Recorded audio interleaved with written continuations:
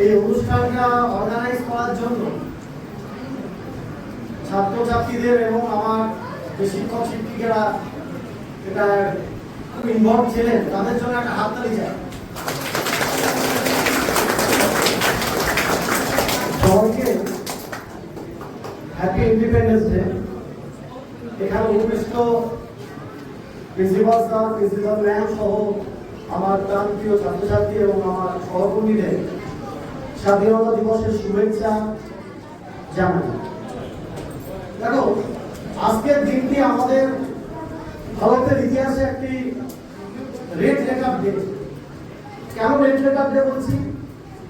কারণ 47 সালের 15ই আগস্ট আমাদের দেশ 200 বছরের যে ব্রিটিশের যে করায়ত্ত শাসন, সেখান থেকে মুক্ত হয়। এখন এই মুক্ত হওয়ার পিছনে কি ছিল সেই ইতিহাসটা না জানলে আমরা স্বাধীনতা দিবস উদযাপনটা বৃথা থাকে। লক্ষ লক্ষ মানুষের আত্মত্যাগ, কত নরনারীর মৃত্যু, এবং যেটা ছিল সামনে থেকে নেতৃত্ব, ভগৎ সিং, মহাত্মা গান্ধী, নেতাজি সুভাষচন্দ্র বোস, চিত্তরঞ্জন দাস, কাকের নাম বলবো আমরা, এদের লিডারশিপের জন্যই কিন্তু আমরা স্বাধীনতা পেয়েছি। আজ আমরা স্বাধীনতা পেয়েছি, মুক্ত বাতাস নিতে পারছি স্বাধীন ভারতে। এজন্য তাদের অবদানকে আমরা বারবার স্মরণ করি। কিন্তু মনে রাখবে, স্বাধীনতা পাওয়াটা যতটা সহজ, এই স্বাধীনতাকে ধরে রাখা কিন্তু খুব কঠিন। স্বাধীনতা ধরে রাখা বলতে কি বলতে চাইছি? স্বাধীনতা মানে পরের মধ্যে থেকে মুক্তি, কিন্তু এটা মানে স্বেচ্ছাচারিতা নয়। সংবিধানে আমাদের লেখা আছে যে নাগরিক হিসাবে স্বাধীন ভারতের কোন কোন বিষয়গুলো আমরা পালন করতে পারি। এবং স্বাধীনতা দিবসে আমরা এটাও স্মরণ করব যে এই দেশ সকল ধর্ম, বর্ণ, সম্প্রদায়ের মধ্যে একটি বৈচিত্র্যের মধ্যে ঐক্য সৃষ্টি করেছে।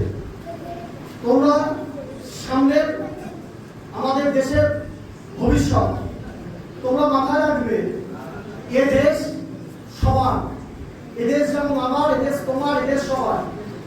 এখন এই দেশকে ধরে রাখতে গেলে আজকে স্বাধীনতা পেয়েছি আমরা, কিন্তু কিছু চ্যালেঞ্জ আছে।